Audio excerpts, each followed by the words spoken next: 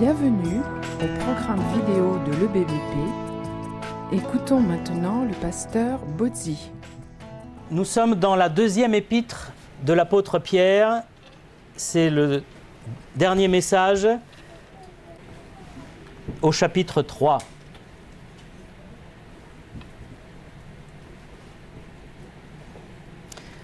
Je vous rappelle que cette lettre a été écrite vers la fin de la vie de Pierre. Les persécutions sous l'empereur Néron avaient commencé. Pierre était un apôtre, mais aussi un pasteur qui s'occupait des églises juives messianiques, c'est-à-dire les églises où il prêchait étaient remplies de juifs qui croyaient en Jésus. Et c'était son ministère particulier. Dans sa lettre ici, il y a 3 avertissements. Le premier qu'on a vu, le danger de se relâcher quand on est chrétien, le danger de ne pas faire de progrès, de régresser.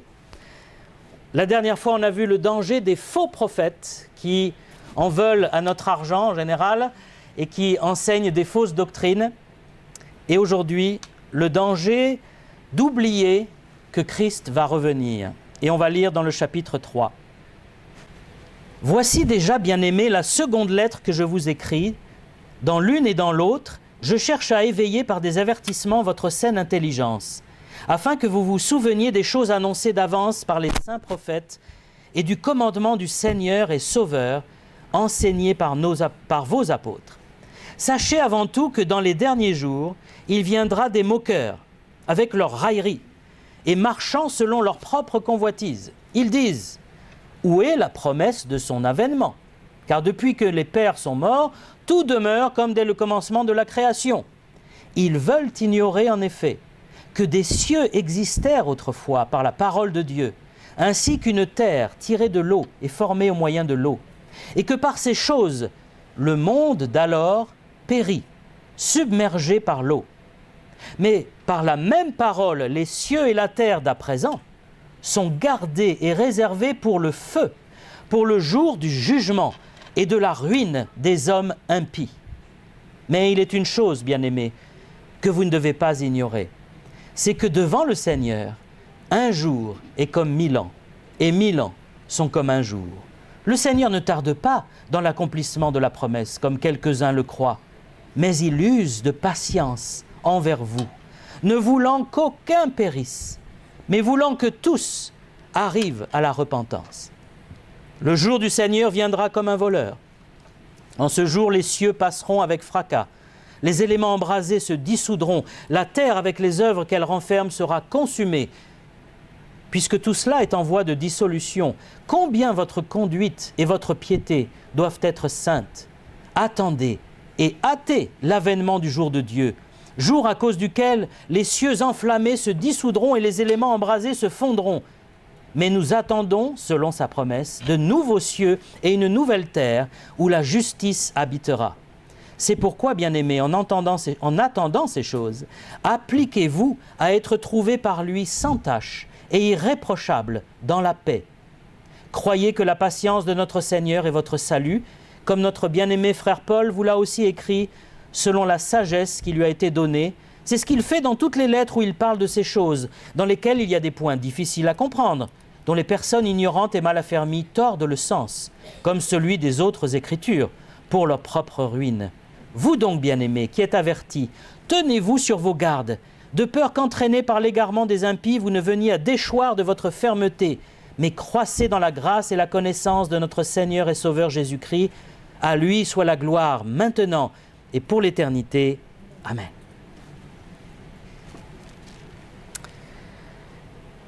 Déjà, au temps de Pierre, il y avait des moqueurs. La France est le pays des moqueurs. Il y a énormément d'humoristes dont le métier est de se moquer. Et moi-même, quand j'étais athée, j'étais cynique. Je ne prenais rien au sérieux. Je plaisantais de tout, en particulier de Jésus, de l'Église, des chrétiens. Et c'est un sport national, on pourrait dire, la moquerie. Mais ce n'est pas nouveau. Et ici, il se moquait des chrétiens. Il disait, alors, Jésus va revenir? Ah oui, regarde, ça fait des années qu'il est parti, on ne voit rien. Il n'y a rien qui change. Le monde est toujours pareil. Alors, qu'est-ce Qu'est-ce que c'est que cette fausse promesse? On voit bien que c'est faux. Et au bout d'un moment, d'ailleurs, les chrétiens eux-mêmes ont commencé à avoir des doutes. Parce que si vous lisez le Nouveau Testament, vous lisez le livre des Actes, vous lisez les Épîtres, les chrétiens attendaient Jésus d'une minute à l'autre. Et puis les semaines sont passées, les mois sont passés, les années sont passées. La persécution a commencé à venir de l'Empire romain, partout. Et là, ils se sont dit, est-ce qu'on est dans la grande tribulation qui est décrite dans l'Apocalypse? On a raté quelque chose là. Et puis il faut que Paul leur explique dans l'Épître aux Thessaloniciens, non, vous n'avez pas raté, simplement ça fait partie du plan de Dieu. Mais l'Évangile s'est quand même répandu dans le monde entier, en une génération quasiment, ou deux. Et le retour du Seigneur n'est toujours pas intervenu. Et au IVe siècle, lorsque l'empereur Constantin s'est déclaré chrétien, eh bien l'Église a changé de forme, elle s'est installée. Et au lieu d'attendre Jésus-Christ, au lieu de propager l'Évangile, elle est devenue une organisation humaine, une société qui avait pour but de se maintenir en place, comme c'est toujours le cas aujourd'hui. Pourtant, le retour de Christ est dans toute la Bible. Déjà, les Juifs, dans l'Ancien Testament, ils parlent du Messie qui va régner. Ils attendent le Messie qui règne, qui va établir sa gloire. Et puis dans le Nouveau Testament, quasiment tous les livres du Nouveau Testament, ou presque, parlent du retour de Jésus-Christ. Donc c'est une vérité très importante. On ne peut pas juste dire « Ah ben il n'est pas là, donc voilà, faisons sans ». Non, ça fait partie de la vie chrétienne et de la foi d'attendre Jésus-Christ.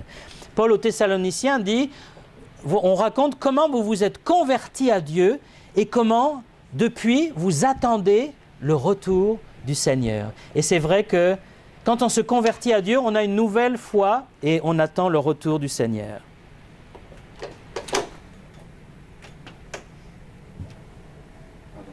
Tu peux éteindre, tu sais, il y a un bouton là. Oui.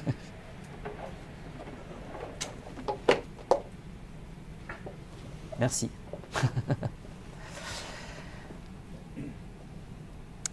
Le Seigneur Jésus a dit dans l'évangile de Matthieu, « Ce qui arriva du temps de Noé arrivera de même à l'avènement du Fils de l'homme. Les hommes mangeaient et buvaient, se mariaient leurs enfants, et le déluge est survenu et a tout noyé. » Et Pierre, sans doute, relate ces paroles de Jésus, que à la fin des temps, lorsque Jésus, le Seigneur, va revenir, les hommes seront comme au temps de Noé, c'est-à-dire beaucoup seront surpris par le jugement qui va tomber du jour au lendemain. Il n'y aura pas d'avertissement. Les avertissements, c'est aujourd'hui. C'est tous les jours qu'il y a des avertissements. Il y a notre conscience, il y a ceux qui prêchent l'Évangile qui nous disent « Attention !» Mais un jour, ça va être la fin, ça va être l'heure. De la même façon que Dieu a fermé la porte de l'arche de Noé. Quand c'était fermé, on ne pouvait plus rentrer. Eh bien, lorsque le Seigneur va revenir, ce sera trop tard. Et il ne faut pas attendre ce jour-là. C'est maintenant le jour du salut et de la repentance. Alors les incrédules seront surpris, mais les croyants ne doivent pas être surpris. Nous attendons le retour. Nous sommes déjà en Christ, dit la Bible. Si nous avons cru, si nous avons mis notre foi en lui, nous sommes déjà sauvés, dit la Bible. Nous ne pouvons plus être condamnés. Nous avons la vie éternelle. Et ça, c'est la bonne nouvelle de l'Évangile. Et c'est merveilleux de savoir que même si un jugement s'abat demain matin ou cet après-midi sur la terre, si une météorite tombe, je suis réconcilié avec Dieu. Je sais où je vais. Et c'est une vérité merveilleuse. Et c'est gratuit. Ce n'est pas payant. C'est par la foi en Jésus-Christ, notre Seigneur. Il dit que de même que la terre a été créée au moyen de l'eau par la parole de Dieu, elle a été détruite une fois au moyen de l'eau, par cette même parole.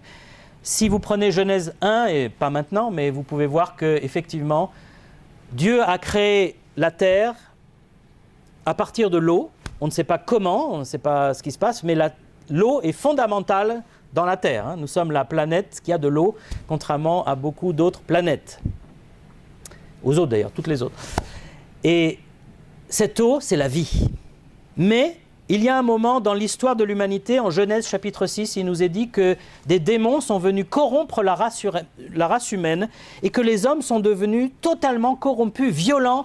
Ils ne pensaient qu'au mal en permanence et Dieu a vu que la race humaine allait être totalement pourrie, pour dire le mot. Et il a donc décidé de sauver tous ceux qui viendraient à lui, qui rentreraient dans le bateau de Noé, dans l'arche. Malheureusement, il n'y a que Noé et sa famille qui sont rentrés. Et Dieu a noyé la terre. La Bible parle d'un déluge, le fameux déluge sous Noé. Ce déluge était global, selon la Bible. Ce n'était pas juste en Irak ou à Babylone. La Bible est claire. Tout a été noyé. Alors, ici, Pierre dit, ils veulent ignorer qu'il y a eu un jour la destruction par l'eau. Aujourd'hui, si vous allez à l'école, au collège, au lycée, à la fac, ou vous demandez à quelqu'un dans la rue, vous croyez au déluge ? On va dire oui, c'est ça. Pas du tout, c'est une légende tirée de la Bible. Pourtant, il y a des éléments factuels qui montrent qu'il y a eu un déluge, un jugement sur toute la terre. Je vous en donne quelques-uns rapidement, parce que ce n'est pas le but du message ici, mais pour que vous sachiez que le déluge dans la Bible n'est pas une simple légende. On a retrouvé un objet archéologique qui s'appelle le prisme de Veld. Veld, c'est le découvreur. Sur cet objet en forme de prisme, qui date de 3000 ans avant Jésus-Christ, il y a la liste des rois sumériens. Et sur cette liste est écrit, après qu'on les déchiffré, voici les rois avant le déluge et les rois après le déluge. Un autre document de l'époque, l'épopée de Gilgamesh. C'est sur une tablette de 2500 ans avant Jésus-Christ qu'est racontée l'épopée d'un homme qui s'appelle Gilgamesh. Et c'est un roi sumérien encore. Et là, il y a les dieux sumériens qui décident de punir la terre et ils envoient un homme qui s'appelle Utnapishtim qui va être le Noé babylonien. Donc, retenez bien ce nom. Si vous cherchez un nom pour vos enfants, Utnapishtim, vous serez le seul au monde à avoir ce nom. Ce héros est une sorte de Noé, c'est vraiment très proche de l'histoire du déluge biblique, sauf qu'il y a vraiment un côté légendaire. Les dieux sont fâchés parce que les hommes font trop de bruit à leurs oreilles. Dans la Bible, il ne s'agit pas de bruit ou de choses comme ça, c'est d'abord le Dieu unique, et ensuite, c'est Dieu doit nettoyer la race humaine avant qu'elle soit totalement infectée par la corruption, le mal et la violence. Donc il y a d'autres raisons. Mais il y a quand même un parallèle très fort. Et puis, dans toutes les cultures de l'Antiquité et même récentes, on trouve l'idée d'un déluge. En Inde, les lois de Manu parlent d'un déluge qui doit recouvrir la terre et le poisson qui parle demande que Manu construise un bateau. En Chine, le livre de Li Qiu décrit un cataclysme terrestre suivi d'un déluge qui punit l'humanité rebelle envers le ciel. L'idéogramme chinois qui désigne un bateau est composé de 3 signes, vaisseau, 8 bouches. Pourquoi 8 bouches ? Parce que le déluge dans la Bible a sauvé 8 personnes. En Angleterre, les druides ont transmis l'histoire d'un déluge à cause de la surpopulation de la terre. Les Grecs ont au moins 5 différentes traditions sur un déluge, le plus connu étant celle de Deucalion. Zeus menace de détruire la terre par un déluge, mais Prométhée avertit son fils Deucalion de construire un vaisseau pour y échapper. Il s'échoue sur une montagne de Thessalie. Il y a aussi les traditions amérindiennes. Les Indiens d'Amérique, que ce soit l'Amérique du Nord ou l'Amérique du Sud, ont tous une tradition d'un déluge qui a détruit la population mondiale. Les Égyptiens, on a retrouvé des textes égyptiens sur un déluge. Géologiquement aussi, on a retrouvé des fossiles marins sur le chêne de l'Everest. Alors, certains diront, mais c'est parce que les montagnes étaient en bas, elles sont montées par des mouvements sismiques violents. C'est vraiment violent, parce que l'Everest, c'est quand même plus de 8000 mètres. Mais il y a une autre explication, c'est que s'il y a des fossiles marins de coquillages et de poissons sur l'Everest, c'est parce qu'un jour, l'eau est arrivée jusque-là. Même si les montagnes sont montées un peu après, l'eau est arrivée partout. Toute la terre est quasiment recouverte d'alluvions, de sédiments. Les sédiments, c'est de la terre qui est charriée par l'eau. On a retrouvé aux États-Unis en particulier toute une formation qu'on appelle la formation de Morrison. Toute l'Amérique du Nord est parcourue d'un grand tas de sédiments. Et on voit bien qu'il y a une sorte de trace là, que ça a été porté là par une immense vague. On a trouvé des fossiles de poissons. Alors, les fossiles, pour qu'ils soient créés, il faut qu'ils soient enterrés soudainement. Mais un poisson, comment voulez-vous qu'il soit enterré parce qu'il est dans l'eau? Et si le poisson meurt dans l'eau, il se décompose, il se désagrège. Pour trouver un fossile de poisson, il faut vraiment qu'il soit passé quelque chose de cataclysmique. Et il y a des champs de fossiles de poissons, là aussi, dans plusieurs pays du monde, et ils sont fossilisés tels quels. On sent qu'ils ont été écrasés par une énorme vague d'alluvions et de terre et de boue et d'eau, et ils sont restés comme ça. L'explosion du Cambrien, là c'est pour les lycéens, là, ils vont me dire tout de suite ce que c'est. Non, je vous fais marcher. C'est pas encore le bac, là. L'explosion du Cambrien, c'est que d'un seul coup, dans les couches fossiles, on trouve des millions de fossiles, tous complexes, tous qui apparaissent comme ça. En dessous, il n'y a rien, et au-dessus, il n'y a quasiment rien. On ne sait pas pourquoi, on cherche des explications. L'explication pour nous, c'est que c'est le moment où le déluge, justement, a recouvert la terre et a tué des millions d'êtres vivants.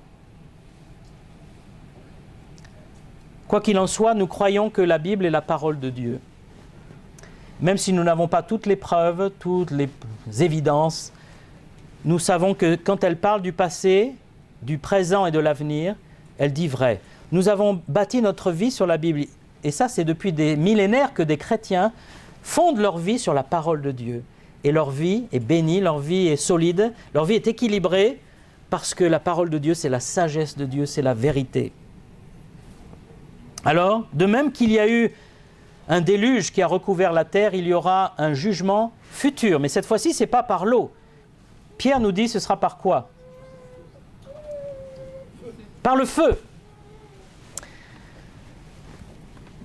Il y aura un déluge par le feu. Le cataclysme qui est décrit là, avec toutes les choses qui se dissolvent, ça nous fait penser à cette parole de Dieu où il est dit que la parole de Christ soutient toute chose. Les scientifiques ont découvert que ce qui fait tenir la matière, ce qui fait que ces solides-là, c'est pas parce que c'est rempli de matière. En fait, il y a plein de vide là. Mais c'est l'énergie qui tient les atomes qui fait que c'est solide et je ne peux pas le traverser. Mais si cette énergie s'arrêtait, ma main passerait au travers de cette colonne. Et c'est pareil dans tout l'univers. C'est une énergie qui tient tous les atomes. Si cette énergie s'arrêtait, si Dieu disait « stop », tout s'effondrerait, imploserait comme une télé qui implose, une vieille télé à tube cathodique. Il y aurait une implosion, tout se désagrégerait de l'intérieur. Et c'est un peu ce que décrit ici. C'est curieux parce que Pierre n'était pas du tout un scientifique, c'était un marin-pêcheur. Il était loin de tout ça. Mais il décrit prophétiquement quelque chose qui est tout à fait possible si Dieu un jour disait « j'arrête de tenir l'univers par cette énergie invisible ». Mais ça peut aussi décrire l'implosion du soleil. On nous parle beaucoup de la fin de vie de notre étoile qui va d'abord grossir et ensuite rétrécir et exploser. Et là, il y aura du feu partout. D'abord, la Terre disparaîtra avant tout ça. Elle sera brûlée. Comment Dieu va faire ces choses? Est-ce que c'est par des bombes atomiques que les hommes vont se lancer les uns les autres? J'espère que non. Mais en tout cas, Dieu a dit, il y a un jour où la terre disparaîtra, où elle sera détruite. Nous vivons sur une terre en sursis.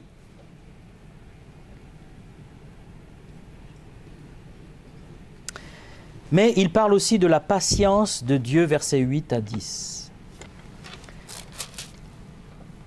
Il est une chose, bien-aimés, que vous ne devez pas ignorer, c'est que devant le Seigneur, un jour est comme 1000 ans, et 1000 ans sont comme un jour. C'est une citation du psaume 90.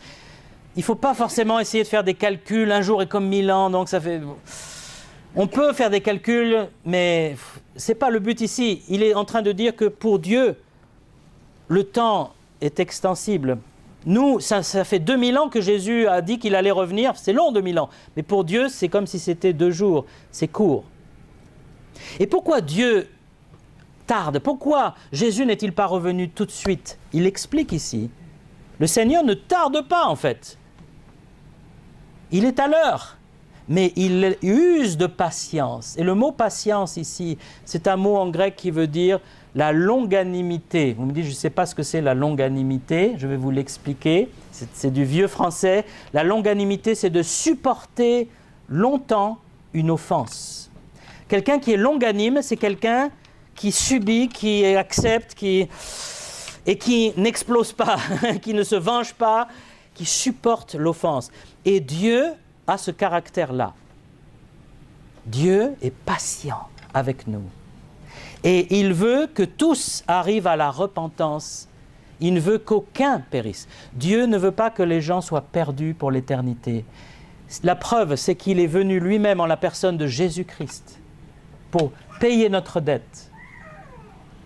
On ne peut pas faire de preuve plus forte que de mourir à notre place lui-même, lui le prince de la vie. Mais il y a un jour, il y aura quand même un jugement. En attendant, Dieu veut nous laisser une chance. Je suis content que Dieu ait attendu 1985, l'année où je me suis tourné vers lui.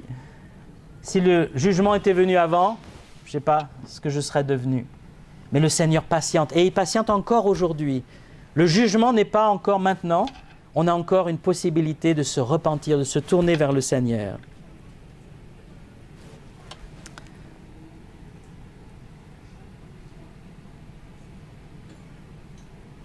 Nous attendons, ici, il dit, de nouveaux cieux et une nouvelle terre où la justice habitera.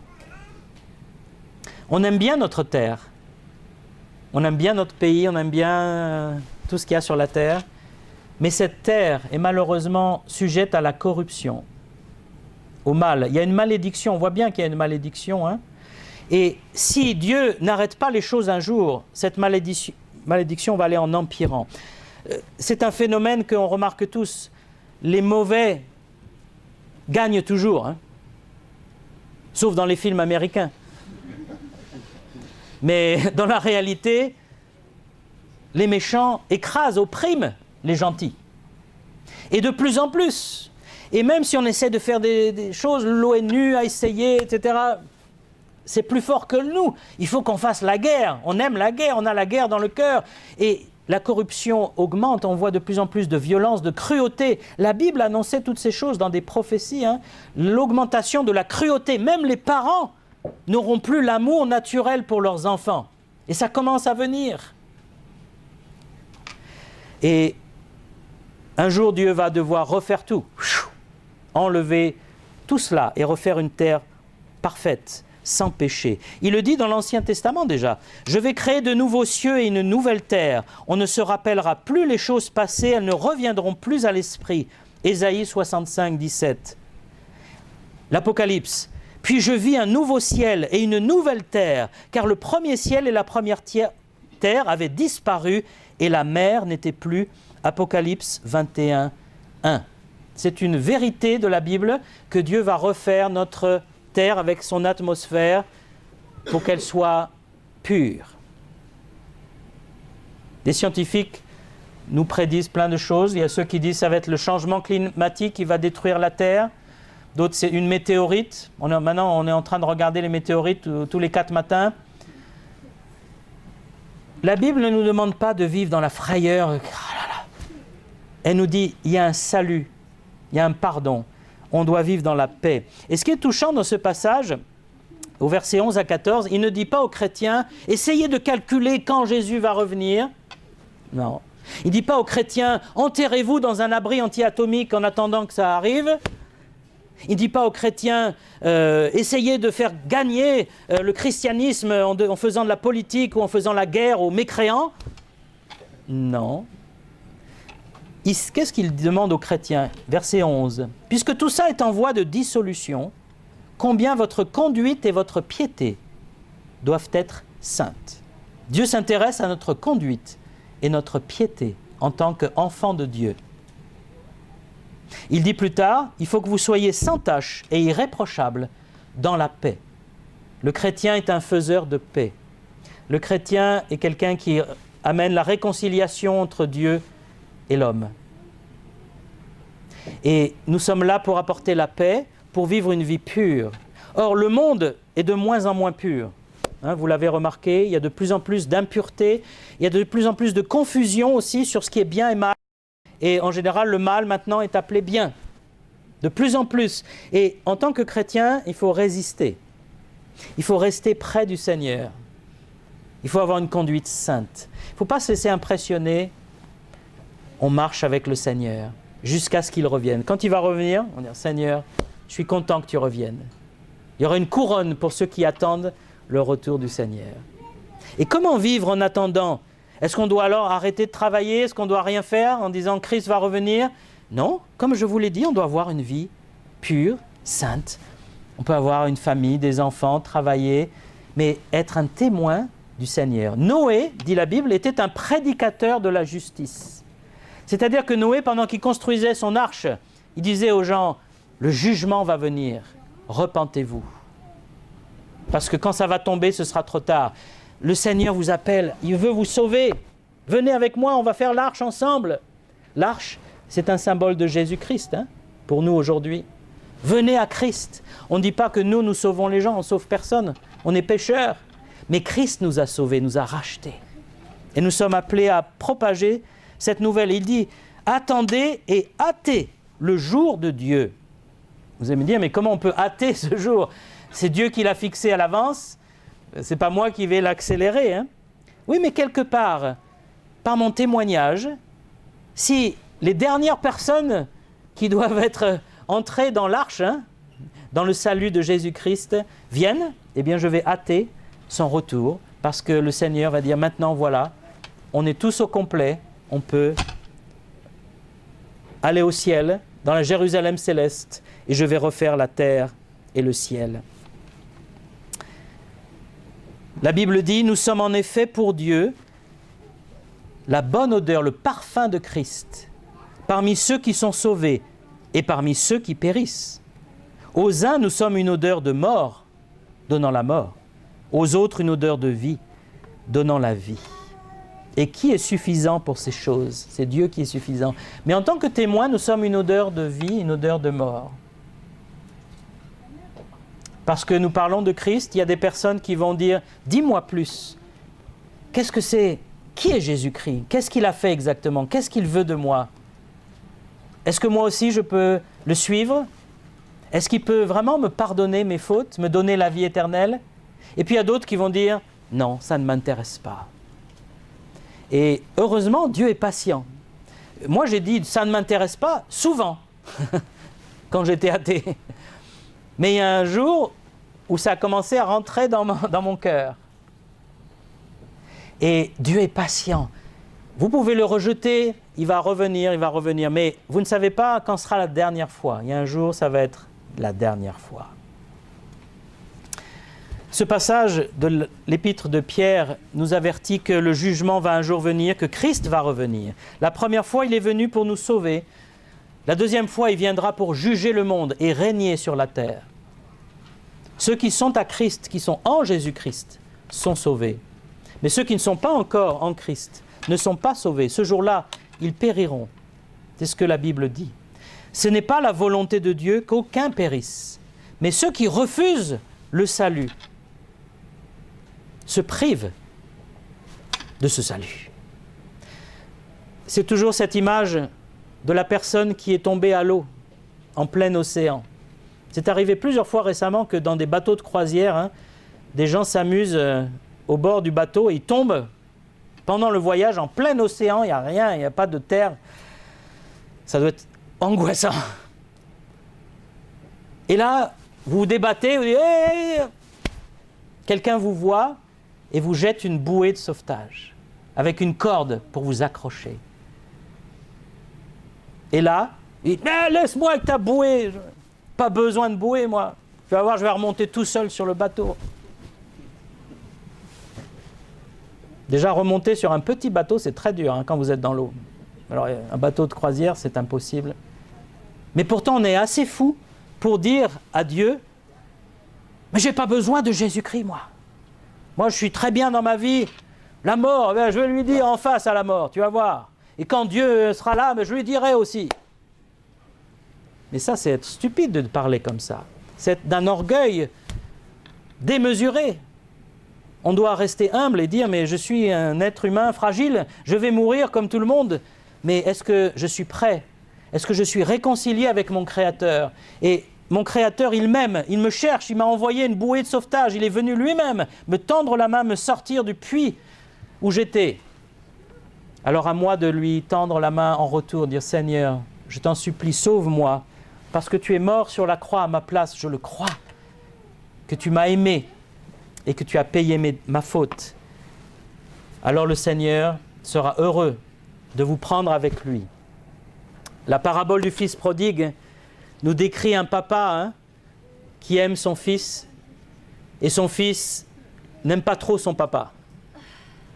Et il demande son héritage. Et le père, gentiment, lui donne son héritage, alors qu'il n'est pas mort, et que le fils est un petit jeune homme. Et il part avec l'héritage, et il dépense tout dans les plaisirs. Quand il n'a plus d'argent, il n'a plus d'amis, forcément, il se retrouve à chercher de quoi manger, et la vie devient très très compliquée. Et là, il décide de se repentir, de reconnaître qu'il a fait une erreur. Et il dit, je vais voir mon père et je vais lui dire, j'ai péché contre le ciel et contre toi.